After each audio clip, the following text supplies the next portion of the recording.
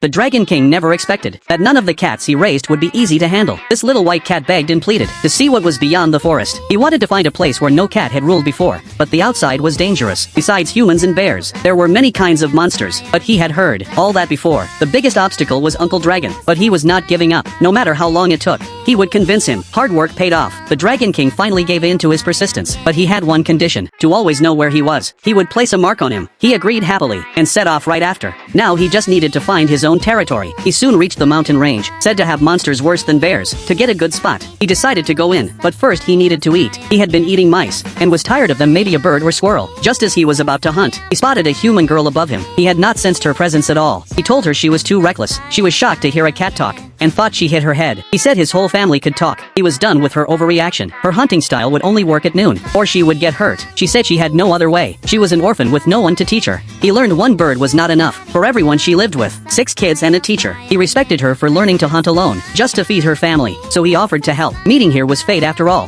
He caught several prey quickly. She had already plucked them, and planned to make stew, and eat it all. His eyes lit up. A town cat once told him it was delicious, so when she invited him for dinner, he agreed without a second thought. The priest told her to stop risking herself, or she would keep getting hurt. The priest was not surprised he could talk, and thanked him for helping her. He became the kid's favorite. He was already an adult cat, and thought playing with kids was his duty. Everyone got a bowl of stew. He copied the others and prayed before eating. One small sip and he was hooked. She even made a lighter version, just for him. After the kids went to bed, the priest invited him for a private chat. His room needed a magic key to enter. Weapons and gear lined the walls. He used to be an adventurer, and had even visited the Cat Fairy Forest, learning he was looking for a new territory, to claim a spot in the mountains. He wanted to rest and recover first. The priest invited him to stay. The kids loved playing with him, and he could have her stew daily. He thought it was a good idea. Plus he wanted to teach her better hunting, so he agreed to stay a few days. A shadow passed by the window. He knew it was Uncle Dragon, checking on him because he was worried. The next day she did not have class. She already knew everything, so while the others were in class, she worked as an adventurer, taking guild quests to help support them. She could actually use magic,